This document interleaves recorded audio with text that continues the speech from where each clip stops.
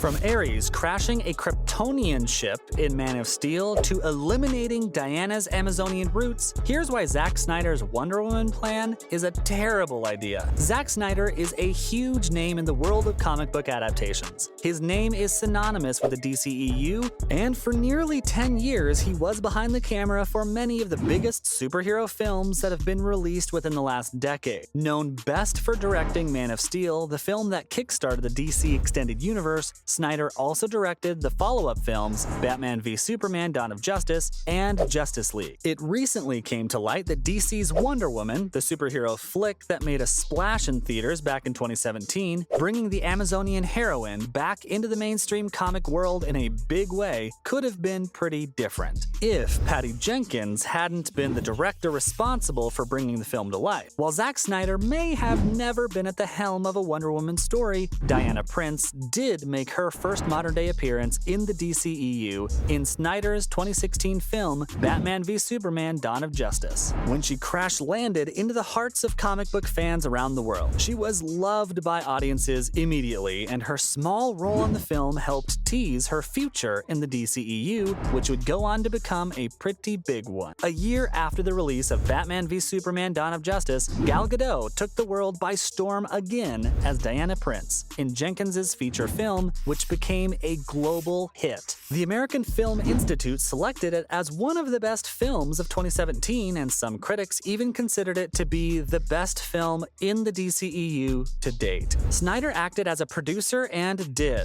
get a story credit for work he did on Wonder Woman, but he recently confessed during a Q&A at SnyderCon 2023 that the origin of Diana would have been very different if he had been the person to tell her tale. The 2017 box office success focuses on Wonder Woman during her World War I days, and it tells her story from when she discovers her powers, while she's still home in Themyscira with her Amazonian counterparts, all the way up until she faces Ares, the god of war, saves the world for the very first time alongside Steve Trevor. It's a damn good origin story, and Gadot brought heart and an endearingly unique charm to Diana. Snyder was asked by a fan what the original story would have been for the famed heroine if he had creative control, and he went on to explain what his plans would have included, referencing an early photo that placed Wonder Woman in the Crimean War. In those days, because Diana was searching for the god of war, Ares, around the world, in her quest to find him, she ended up going to all the hotspots where all these conflicts were in the world, Snyder said. He went on to say, in those conflicts looking for Ares, she would come across some amazing warrior on the battlefield that she would say,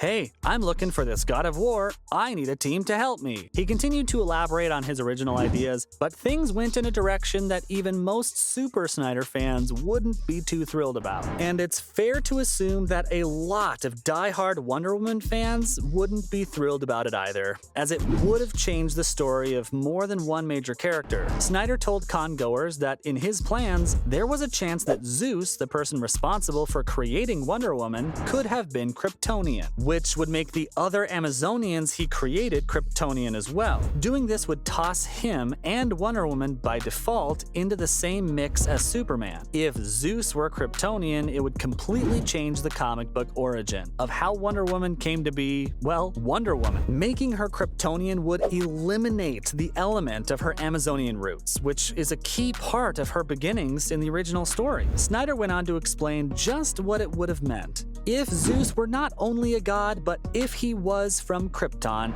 and it would be a huge departure from what most fans know and love. It's this whole thing with Ares and Zeus. Zeus could possibly be a Kryptonian, so that Wonder Woman's powers, you can sort of see where that's going, he said. In Snyder's Wonder Woman plans, Ares, the god of war, would also have Kryptonian roots, and he told the audiences at his A&A that if this idea was ever followed through with, Ares would have been responsible for crashing the Kryptonian scout ship in Man of Steel. Not only does this affect Wonder Woman's story and how she came to be who she is, it affects Superman's story as well. While it may have just been an idea, if things had progressed any further with it, the version of Diana Prince that Snyder could have given the world would be vastly different from who she is in the source material. In nearly every iteration of her tale, Steel, Diana begins her journey with her mother, Hippolyta, and the Amazons in the shrouded land of Themyscira. In Perry Jenkins' 2017 Wonder Woman film, this is how we are first introduced to the world, and how we come to love Diana so early. Snyder's idea of linking Diana and Wonder Woman characters to Krypton is far-fetched at best, relying far too heavily on the popularity of flagship DCEU character, Superman. Luckily, for Wonder Woman's sake as a character and for fans of the beloved heroine, Warner Brothers never gave Snyder's half-baked concept the green light. After the idea became public knowledge, with the info from SnyderCon 2023 quickly making the rounds online, fans took to social media to share their own thoughts on the idea, and many believe that if things had gone ahead the way the Man of Steel director planned, it would have ruined an important character. Some feel the DC might be too reliant on the Superman of it all, and one Twitter user said, "We really dodged a bullet with this. The DC universe is so much bigger than they were all Kryptonian." While another said, "The more I hear about the Snyderverse, the happier I am that it didn't continue." In 2022, James Gunn and Peter Safran took over creative control of the DCEU, which kicked Zack Snyder to the curb and squashed any of his future plans. 2013's Man of Steel and the work Zack Snyder did to re-cement certain famed comic book characters in pop culture and media helped usher the DC extended universe into a modern era and into the homes of thousands of people. His work made it possible for DC to compete with all that Marvel was bringing to the table, and some fans were upset about having to say goodbye to the Snyderverse when it was announced that a new duo would be taken over. But if losing the Snyderverse means we saved Wonder Woman,